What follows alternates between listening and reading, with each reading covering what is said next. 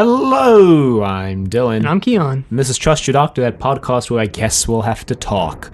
Because this week we watched Midnight. Written by Russell T. Davies. Directed by Alice Troughton. And aired on June 14th, 2008. Alice Troughton, no relation to David Troughton, no relation to Patrick Troughton. I mean, wait, no, pause. David Troughton has a relation to Patrick Troughton, but Alice Troughton doesn't. That's what I was trying to say. Yeah. David Troughton is in this, which I just learned. He's Patrick Troughton's son. He plays Professor Hobbs. His first role since The Curse of Peladon, like a billion years ago. No, didn't he play something after that? Well, didn't we just see that on Curse the wiki? Curse of Peladon was his latest one. He was in War Games, and then he was in something between War Games and then Curse of Peladon, and then that was it. I mean, he's been in audios. Oh, Enemy of the World first, then War Games, then Curse of Peladon, and now who was he in Enemy of the World? I mean, he definitely wasn't guard the cook. Extra. Just a background guard, I guess. Yeah, so like I mentioned 3 seconds ago, age was not kind. By 3 seconds, you mean a minute and 10 seconds before this podcast started recording? Yeah, 3 minutes is like 1 minute, 10 seconds. No. Just like how 3 months is like 3 minutes. No. No, I reject that. I reject that massive simplification. They're both amounts of time, so they're both like each other. The physicist inside me is cringing. Basically, all of me is cringing based on that statement. Anyway, this is basically one of my favorite episodes of Doctor Who just ever. Yeah, this was really good. I mean, I don't think I'd put this in my top 5 or top 10 if I even have a top 10, which I don't, I guess. But yeah, it was really good. Yeah. Really upped the scare factor, somehow managed to be actually pretty scary despite, having just a normal-looking, totally normal human as the antagonist. Well, this was in definitely terms of appearance. This was definitely the low budget story of this season one of, because they're doing that thing where they have a Doctor Light and a Companion Light episode. Yeah. So this is the Companion Light episode. Donna Bailey appears in this, and then next week is the Doctor Light episode. So when Dr. Donna Bailey appears, decides to stay at a spa instead of go on this 8-hour trip. Well, yeah. Yeah, that's actually kind of how it starts. The Doctor's trying to convince Donna to go on this 8-hour trip over phone. Yeah. And they're on Midnight? Is the planet? The name of the planet is Midnight. Oh, the name of the planet is the name of the episode. Midnight. And it's totally made out of diamonds or something like diamonds. The crust is diamonds, but the Doctor's trying to convince her to come to this sapphire waterfall that, every year becomes an actual waterfall. It, dries up, but then once a year, it, actually waterfalls sapphires, I guess. Yeah, I mean, I think sapphires are just, a type of diamond.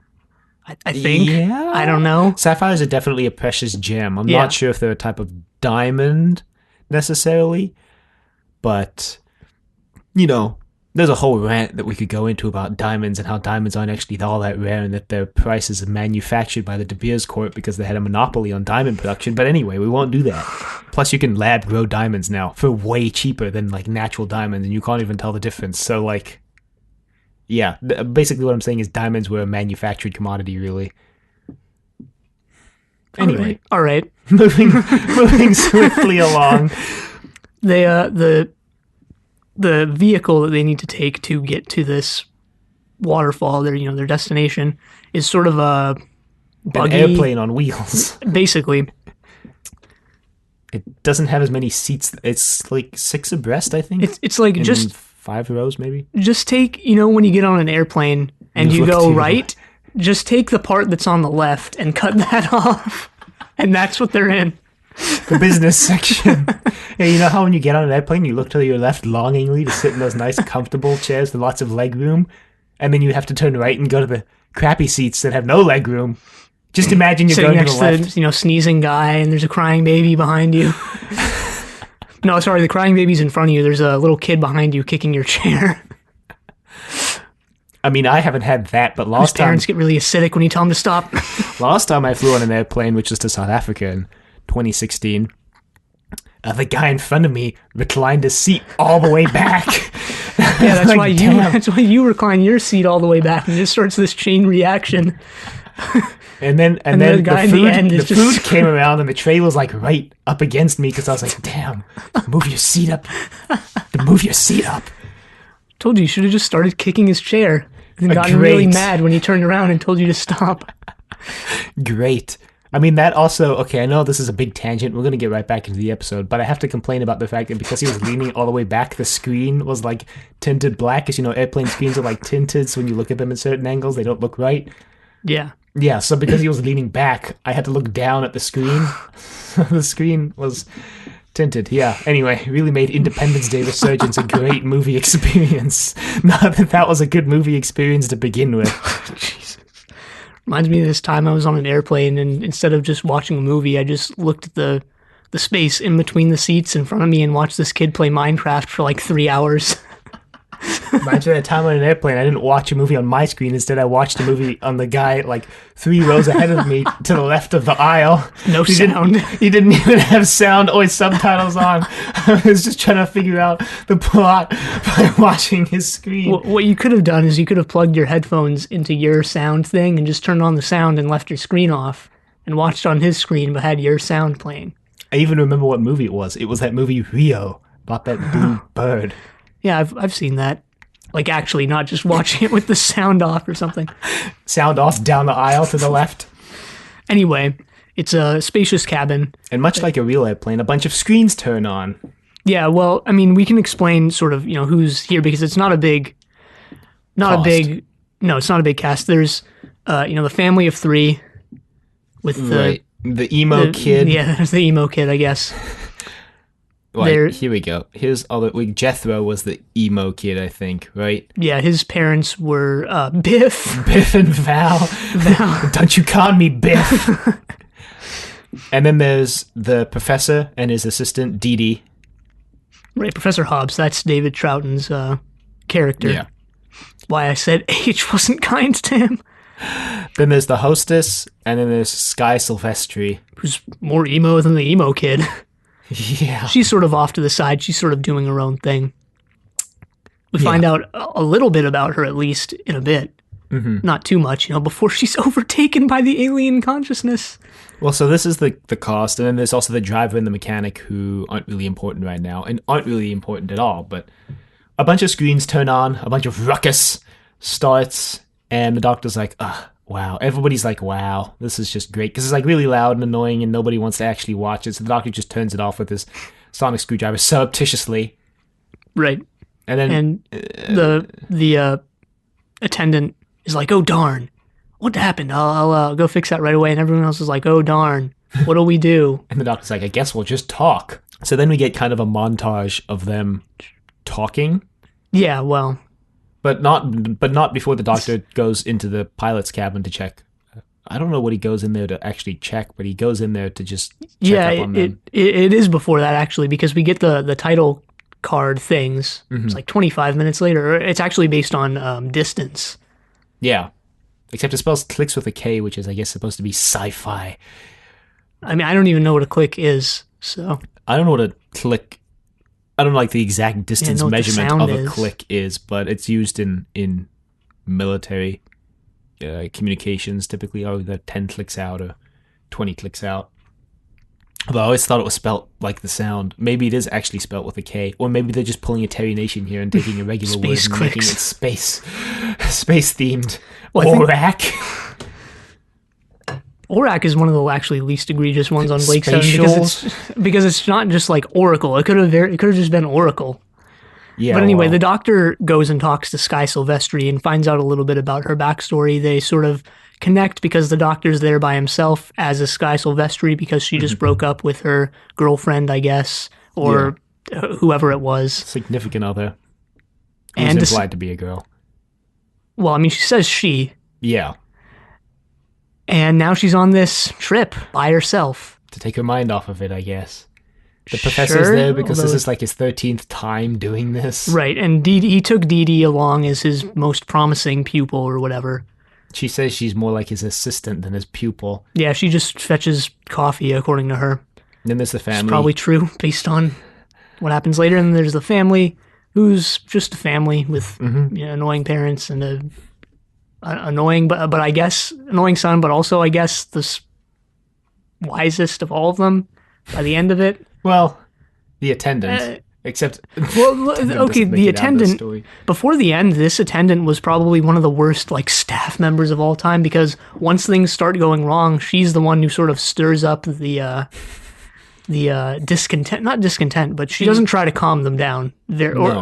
Or if she does, it's not very effective. She tries to tell them to just like focus on something else, and they're just like, no. The doctor goes into the cockpit just to see how things are going, I guess. We get the information that no one's actually ever set foot on Midnight. Yeah. They've all just been, separated from it. So they don't really know exactly what's out there. Because you'll get roasted by the extonic radiation that the sun beams out. Apparently it's like an extonic sun which beams out extonic radiation, which would roast you in like a matter of minutes or even seconds if you were on the surface. Right, so everything that they have has sort of been constructed elsewhere and lowered down onto the planet. Mm-hmm. And they can open the windows for a little bit, but not too long. Yeah, like the glass that Donna's tanning under like 15 feet thick or something ridiculous like that. So really building this society, or I guess it's just sort of a leisure area. Leisure facility, really. It's a leisure planet, basically. Yeah. Really building it close to like this dangerous sort of space. And they actually quote Goblin Market later on, which is an awesome poem, which you should read if you haven't read. But we'll get into that when they actually start directly quoting it. Well, so there's kind of there's a montage, like you mentioned. I made a note in this montage because like the professor's like giving this talk on extonic radiation. And I was like, did he bring that projector with him? Why is there like a projector screen on this? I mean, yeah, he must have brought it with him. And I was like, why would he bring a projector screen on a trip to the waterfall? If he didn't bring it with him, he brought the slides with him without the projector. I guess, but I don't know. Just made me think that he was like really egotistical, I guess. Yeah, I mean, really. I mean, it's for the purposes of the story, right? But when you really get down into it, when you really think about it, it doesn't necessarily make sense that he brought this projector in the slides. But no. Whatever. It's for the purposes of the story. Right. So there's this jolt, and the doctor's like, "Oh, we made it." And the professor's like, "No, I've done this 12 times. We never start this early. We're not there yet." Right. But how would you know, Professor? You're always watching TV on all the other 12 trips. Well, I mean, we don't know that. We don't know what he was doing on the other 12 trips. No, but he wasn't presenting his slides, that's for sure. No, I mean, we don't know that. Maybe he was. We can be pretty sure. I mean, we can be pretty sure because he probably didn't have those slides prepared on his first or second trip, because he was the one who, uncovered all this stuff or whatever. But anyway, the doctor goes into the cockpit, after the jolt, he tries to go to the cockpit, and the cockpit's gone. When they stop, the doctor tries to go to the cockpit, and there's just empty space there, and the doctor's like, well, that's a problem. Well, earlier, he does go into the cockpit, and he talks with the driver and the mechanic, and the mechanic mentions that the doctor convinces them to open the shields. Just for a second. And the mechanic says that he sees a shadow. And they're like, that's probably nothing. But he sees it right as the shields close, and they're like, yeah, that's probably nothing. And this is the point where they call assistance, who's going to show up in like an hour or so. All they had to do was make it through this hour. Yeah, wow. But right after the cockpit gets blown off, things start going wrong. The systems start shutting down, things start getting crazy, and there's a presence outside, although the professor and I think it doesn't believe it because he says nothing can live in the extonic radiation from the sun. Right, the mom and dad from the family are like, well, how do you explain, the knocking that's sort of banging on the walls? Right, because the doctor, I think, or someone knocks on the walls, and there's a repeat knock coming back. Right. And I was like, oh, great. What sort of alien are they going to reveal here? Little did I know that it would be an awesome, non-visual alien. Really like how they did this. Yeah. I mean, they definitely got creative with it, especially once again, since this is one of those low-budget stories. It does literally basically only take place inside this one room for the entire story. Yeah, and I mean, the effectiveness of this alien presence is all down to whoever played Sky Silvestri. I don't know her name. Mm-hmm.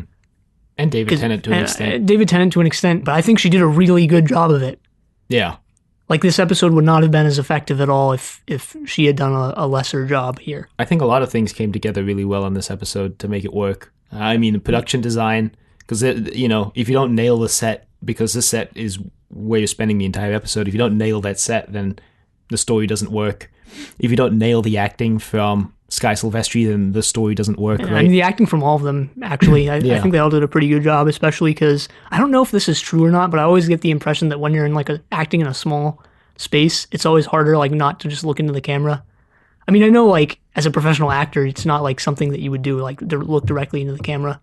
Unless you're instructed to by the director to be creepy as hell, like in the Hereditary trailer. Sure. But yeah, I mean, I just feel that they did a pretty good job. No, yeah, they did. I mean, they definitely did. This is, like I said, one of my favorite stories, and even when I first watched it, I was just like that instant classic for me. Isn't this probably this is like the third or fourth Doctor Who episode you've watched, that you watched, like, when you first started watching it? Because you started on this season, right? No, we started after this season on the specials. Oh, huh. And then we went back to this season. All right. But I mean, it still was pretty early on, right? Yeah. But still, I was like, okay, this is just one of the best episodes of anything I've ever watched. Like, I think it was just really well realized in every aspect, including the music, which is really atmospheric. I mean, if you like this, I know I talk about it a lot, or at least I've brought it up a couple times on Zenith or Blake 7 podcast. Check that out. Ursula K. Le Guin's short story. God, what is it called? Which one that you've mentioned? The one about empires?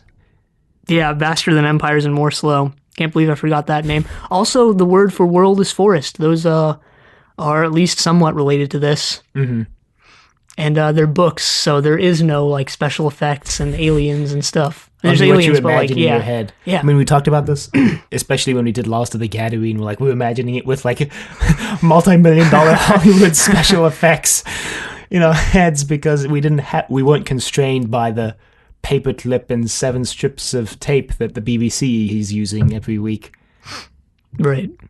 Anyway, something happens to Sky because she's like Windows 10. Something happened. Something happened to this podcast. We'll have to shut it down now. Clippy, I see you're trying to start a podcast. Would you like some help with that? Something happens to Sky because she's like cowering in the corner in a ball, and everyone's like panicking, and the doctor's like, yo guys, look. She's like, what the hell? She's nothing to worry about. Just a normal human cowering in a corner. Nothing out of the ordinary here. Well, so he goes Sky over. Silvestri's like, nothing out of the ordinary here. Yeah. So the doctor goes over and is like, hey Sky. And she's like, hey Sky. Hey Sky. But in exactly the same voice, not just our bad mimicky voices, like exactly the same voice. And the doctor's like, are you okay? And she's all, are you okay? And we're not going to do that for the whole episode because that can get really grating. No, we're not. But basically, it starts off, there's a big gap between what the doctor says and what she repeats. And then other people start to talk and she repeats what everybody's saying. Yeah, she's basically repeating what everyone's saying at this point.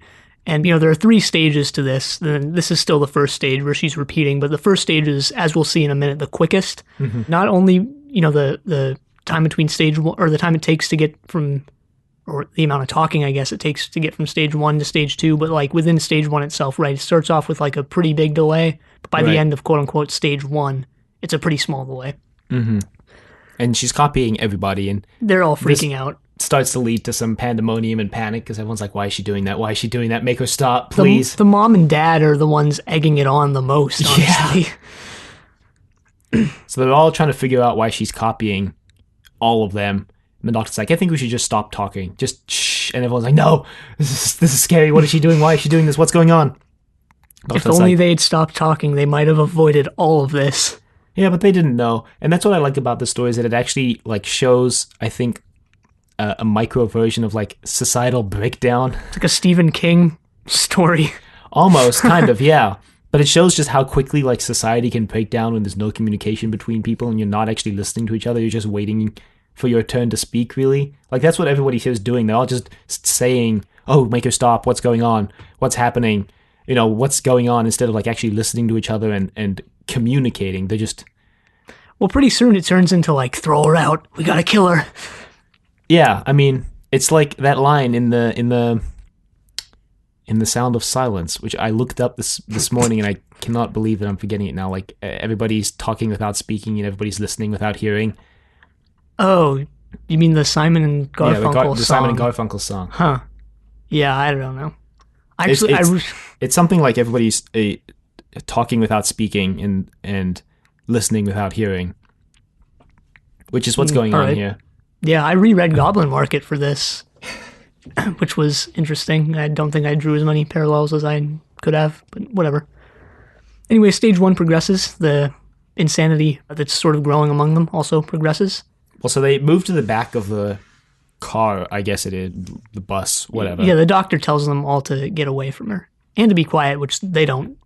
And neither does the doctor even really, so. I mean, the doctor's trying to calm them down, and none of them are listening to him. Yeah, this story also touched on the doctor's sort of hubris in a situation like this, because, you know, he knows that he's probably, if anyone's going to make it out of this alive, it's probably going to be him. Right. And that, you know, maybe not in this situation because he's not right next to the TARDIS, but in a lot of stories, you know, he's there to try and help at least. But, you know, if worst comes to worst, you know, there's always the thing in the back of his mind, right, where he can just leave whenever he wants. Yeah, but I mean, unless they take the TARDIS. To the TARDIS. So. Right, in this one, he doesn't have access to the TARDIS, nor did he in a lot of first and second Doctor stories where they just take it out of commission or whatever. But in a lot of situations, there's probably always that idea in the back of your mind, maybe not even as an audience, but just the Doctor himself thinking like, you know, I could just leave if push comes to shove. Yeah, I mean, they touch on it more explicitly than that because they're all like, oh, well, what makes you so special, Doctor? Tell us your real name. And he's like, I don't have a name. And they're like, tell us your real name. And he's like, John Smith. And like, your real name. And he's like, no. And they're like, why are you so special? And he's like, because I'm clever. And they're all like, oh, so we're not clever then. What are we to you? Just idiots? And he's like, right, that's not what I meant. He's trying to quell the situation, but he does a pretty poor job of it and ends up. I mean, to be frank, he's being attacked by like 6 people. Yeah, I mean. Verbally. I mean, not literally attacked. I mean, not that like explains away why he's doing such a poor job, but it does kind of help explain why. Yeah, no, it does. You know, I mean, I feel like anybody, if they were being verbally assaulted by 6 people, would start to panic and would have difficulty keeping their calm. I know I would. Yeah, sure. I mean, I would be one of the people in this situation freaking out and getting her to repeat even more. Anyway. And just feeding the paranoia. Yeah, no, as time goes on, Skye starts repeating things closer and closer to when the person actually says them. Eventually, she gets to the point where she's saying the thing at the exact same time. Yeah, so stage 1 ends when they all notice that she stopped repeating what they're saying. And they're like, wait, what the hell? So the Doctor kind of approaches, and as he says things, she says them at the same time. And then they're like, whoa, that's weird. All the people start to realize that she's only copying the Doctor now. Right. We not necessarily skipped, but they go through this. They go through the motions of like, I think it's actually the attendant staff member, whoever it was, who first suggests chucking her out. Oh yeah, because they're talking about what would happen if they opened the doors, and the attendant, I think, says that they would seal in 6 minutes. It's actually Dee Dee. The Doctor says, you know, don't even bring up throwing her out. You know, we'd get thrown out of the airlock. It's not even a possibility. And then Dee Dee's like, actually, we have 6 seconds. And the Doctor's like, oh, great. Just had to bring up that. Thanks, Dee Dee.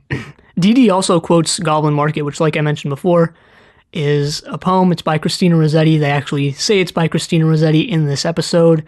They don't actually say the name of the poem, I think. I don't think they actually say Goblin Market. No, I don't remember them mentioning it. Which is annoying. If you want to look it up and read it, I've read it like 5 times. It's an awesome poem, sort of mid to late 19th century. What the poem is about, it's about a lot of things, and there's been a lot written on it, especially in the last 20 or so years. But just without getting into a lot of that, just on a surface, you know, plot level, what it's about is these 2 sisters, Laura and Lizzie, who one of them, I forget which one, is seduced by the Goblin Market. She eats goblin fruits and converses with goblin men, and it's up to her sister to save her, which she does in like a really interesting way. Just read the poem. It's awesome. How long is it? I don't know. It's pretty long. It's not like... A couple pages? Couple pages, yeah. 3 pages, 4 pages. Because poetry is one of those formats where there's like a lot of flexibility in length, I think. Yeah, no, I don't know. I forget actually what sort of, you know, form it's in, what the stanzas are like, and you know, the rhyme scheme and stuff like that. I'm sure it's in some sort of traditional form, Although, I mean, I don't even really know that much about poetry. I mean, one of the weird things about poetry is that you can just throw out all form and just write a poem that doesn't follow any form. Yeah, but a woman in a poem. A woman in like the Victorian era is not going to do that. Yeah, well, no one in the Victorian era is going to do that, especially a woman, is what I'm trying to say. That's more of a contemporary thing, throwing out like the rule book, especially in poetry, I think. I'm not making a definitive statement on this. No, it is. Yeah, it is. Okay. I am making a definitive statement, it is. I mean, you're more knowledgeable about this whole field than I am, so I guess your word has more weight than mine is what I'm saying. In that field, anyway. I don't know. I mean, look, all I know is what I've been taught. I mean, wow, that's pretty deep, but also true. Anyway, the poem is pretty cool, whether you want to get too deep into it or not. Even if you just want to quickly read it, it's a pretty awesome poem. Is there like any plot similarities between that poem and this story, or is it just that they've mentioned it in this story? I mean, someone getting drawn in by like an outside force. I actually wrote a paper about Goblin Market a year or two ago. I don't even remember, but it was about fantastic thresholds and the concept of a threshold in fantasy literature, because it's a fantasy poem. Well, it's which is goblins. Yeah. Well, there's actually been a trend recently to reduce the fantasy elements and say like, nah, they're just because there's no men in the poem. It's just these two girls and the two sisters, and like there's a time skip at the end, so they're kids, and one other girl, and the goblin men. There's no men in the poem, so there's been a trend recently, which is part of the trend to reduce fantastic elements of literature. There's been this trend to say like, oh, the goblins are just allegorical, right, for men, which I guess I phrased that wrong, because like I'm okay with them being allegorical for men, but I'm not okay with like people reducing the fantasy elements of that, because I mean, I wrote a paper about this, right? The fantasy elements are really important to that poem. But yeah, it's a cool poem.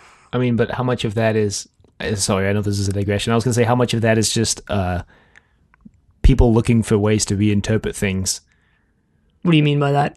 Like reducing fantastical elements, is that like a conscious thing that there's been like a decision that, oh, we're going to do this, or is it just people looking for ways to reinterpret old works through a different lens, and then it just so happens that in the process they reduce the fantastical elements? Yeah, I don't think it's an accidental thing, right? Like late 19th century and early 20th century, there's a whole history of this that I'm not even like getting at because I don't even know enough about it, but fantastic stories were not valued as much as they are now. Because, I mean, you look at things people like today, you know, now, maybe not necessarily books, but like the movies and TV shows people watch, most of them have some sort of fantastic element, whether it's fantasy, science fiction, horror, you know, whatever the case may be. Right. Back then, that wasn't the case. Interesting. And that's, I guess, sort of continued on. It's a trend in literary studies even still today, where people, thankfully not as much of a trend, where people don't really value non-realistic stuff. That's, I mean, you mentioned how people, basically what everybody watches or consumes nowadays, it has some fantastical element, which I guess interests me, because then why is there this trend to like reduce fantastical elements historically, when it seems that now so much of what we consume is fantastical? And I say now because in the current era, this is, you know, people have really started embracing this stuff, but like fantasy stuff was always there, right? It never like, people have been making things up and having fantastical elements and stories since like the beginning of time. It's never gone away, despite not constant, but repeated efforts at various points in history, at various places in the world to try and stamp it out. It's never gone away. So, well, I mean, to like drag that back to this story somehow, you know, there's like a whole subsect of fans, I guess, who are always like, oh, we need to have the midnight entity explained, and quite frankly, I think this episode works because we don't know what the villain is. We just don't find anything out about them. Right. It's like that. It's like I don't know if we even want to go here, but it's kind of like Lovecraft, right? Where at the end of some Lovecraft stories, you find out what the monster is, or the monster talks. Right, you've mentioned that one on this podcast before, quite some number of episodes ago. And you're like, what the? Or at least I'm like, what the hell is that? Well, I mean, it's the idea that something is scarier the less you know about it.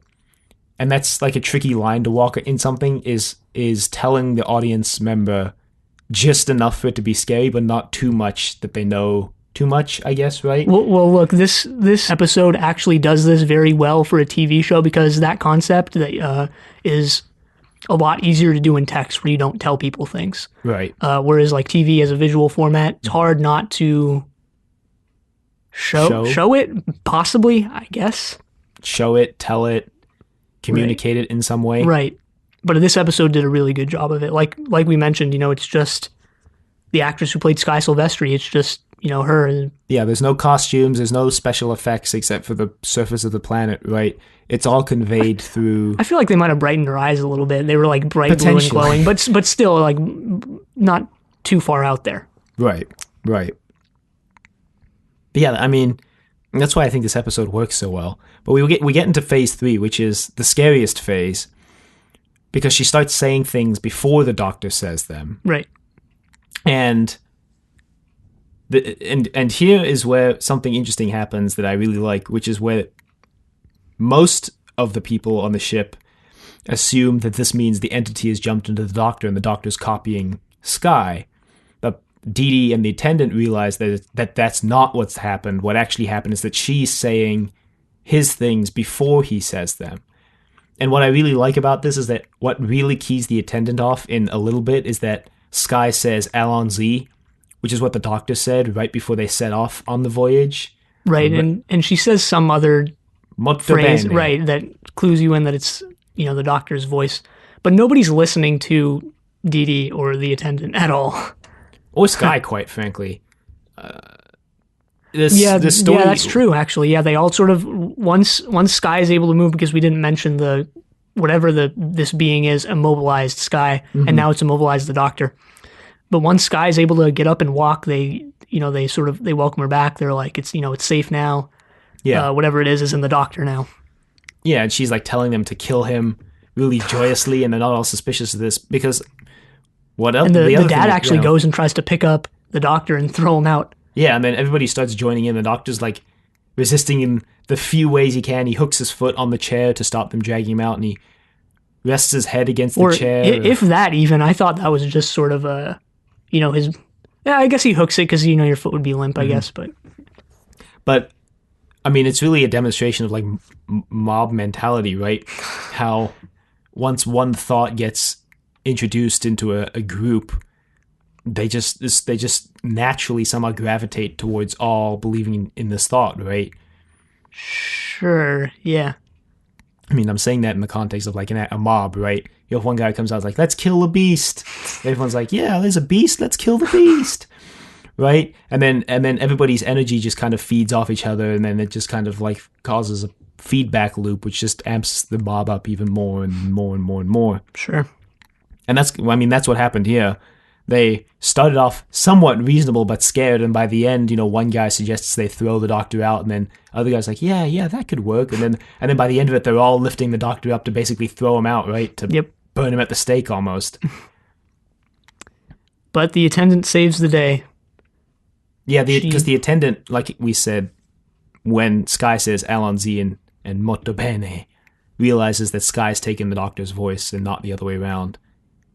And she sacrifices herself to, push. Kind of like how Katerina did, now that I think about it.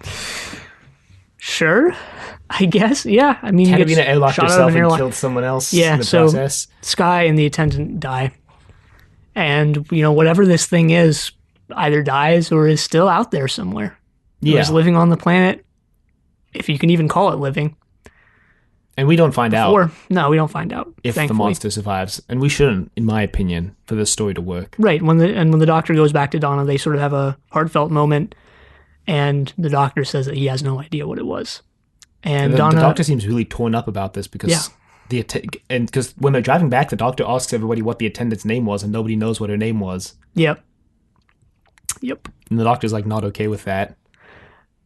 One of the reasons why I think the doctor being in such distress at the end of this works more than it usually does is because usually when it happens, it's just because a lot of people died, which is obviously a bad thing, but it's not like something that's really out there, that's really out of the realm of possibility. That's really something that like would really shake you up as like an experience that. Okay, I mean, look, I've never been around like mass death, but like I think what you're saying is for the Doctor specifically, he's been around death so much that seeing a whole bunch of people die doesn't affect him as much. Yeah, that's exactly what I was saying. Well, trying to say at least is that it doesn't affect him as much as it would affect like if I was standing in the middle of a crowd and everybody just dropped dead, I would probably have a breakdown. Yeah, right. But this is something like I guess something fantastic, something out there. Yeah, and not only that, it was. For the Doctor. I mean, yeah, people die around the Doctor, but this was the attendant like sacrificed herself to save the Doctor, someone she had only met 3 hours before. Oh, man, the Doctor didn't even know her name. I didn't mention they all lift the Doctor with their back. Never do that. Lift your legs, not your back. And this is he doesn't even know her name, and she died to save him, and that like really all of them really. Yeah. No, him specifically, I guess. Shakes him up, especially since he was about to be thrown out the airlock. And I think everybody else is shaken up because they realized that they were just about to throw this guy out the airlock and it wouldn't have done anything. Right. Once again... I mean, the real solution to this situation, obviously we don't know what would have happened if they'd stopped talking, but it seems like the real solution here would not to be throw anyone out of the airlock, but would be, just keep calm. Stop talking so much and just wait it out. Because the rescue team got there a few minutes after. Yeah, but then the thing is, when the rescue team gets there, where are they going to take Skye? Are they really going to be able to keep silent forever? Yeah, that's true too. They probably just do a bunch of experiments on her. Yeah. So, it was really a lose-lose situation in the instant that the monster attacked them, right? And, I mean, that's fine. The story's really like a commentary on how dangerous group thinking is, I guess. How dangerous it can be not to form your own opinion or challenge the group mentality, I guess. Sure. I mean, I have to watch it again. I mean, with that in mind. If the attendant or Dee Dee hadn't, mostly the attendant, if the attendant hadn't spoken up at the end or actually grabbed Skye and jumped out, then the Doctor would have died, and then what? Skye would have still been infected, and we don't know what would have happened. Yeah, right? we don't know what the creature's sort of goals were, what it was doing. It's probably safe to assume somebody else or multiple people more would have died, but we can't know, obviously. Right. Yeah, and I mean, I just thought of this actually, which is weird, I guess, because I was thinking about Goblin Market as soon as, right from where they mentioned it to the end, but this story actually does have a lot to do with this concept of a threshold, which is kind of a big thing, at least important in not all fantasy stories, but ones where a fantastic world interacts with like a normal everyday world. Mm-hmm. And this one, it's like a very defined threshold, right? No one can even step foot on midnight. They can't go outside this vehicle. These are defined lines, which is just interesting. I just want to throw it out there. I don't really know if I have anything else to say about it. I don't know. I think the reason why the story is so great is because it's just completely different from everything that comes before it, and then it just works. This story could have easily gone completely and utterly wrong, like in so many different ways. And I don't think it's one that they could do again. No, absolutely not. I mean, they kind of try. like Blink. Blink was an episode that I think was unique in concept, and if you tried to do it again, you just wouldn't be able to execute on it, right? Right. I mean, you could watch Blink, or you could watch this and steal the plot and go write your own thing. But trying and doing it again in Doctor Who, probably not going to work. Yeah. Midnight is actually the episode I used to introduce someone to Doctor Who. Yeah, sure. Might be with that one episode I said that you would show people along with Blink. I guess if you wanted, yeah. Oh, you mean you'd have to show them something like, I don't know, like Power of Kroll or something like that. Power of Kroll? Or like the Crotons. The Dominator. Well, like you'd have to show them like just a middle of the road story, like the Dominators. Oh man, the Dominators. Jeez. Couldn't have chosen something else middle of the road like Black Orchid. Well, I mean, Black Orchid's short. Black Orchid is also... I wouldn't show someone Black Orchid to introduce them to Doctor Who.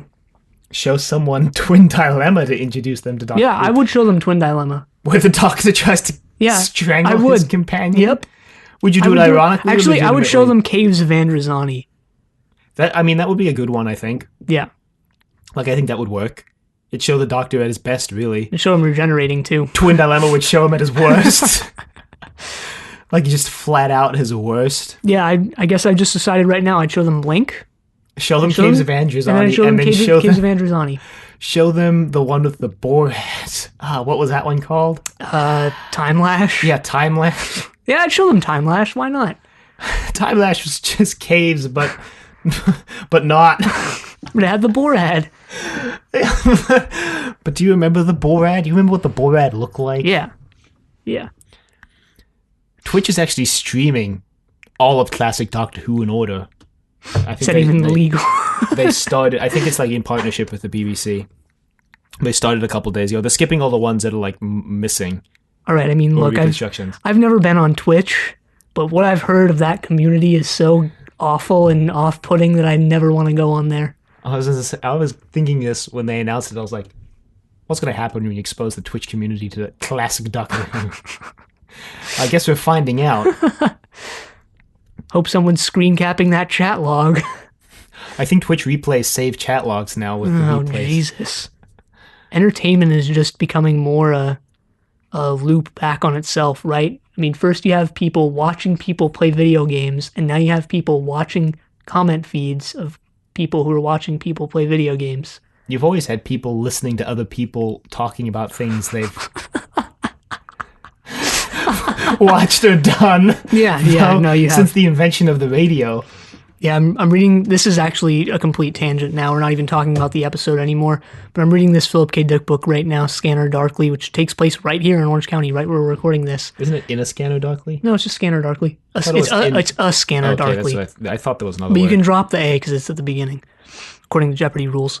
Yeah, but it sounds cooler with a Scanner Darkly. And one of the things, I forget, I don't know remember if it's a character, or if it's just the narration or the text or whatever, but one of the things in that book is that life in Orange County is just a simulation of itself.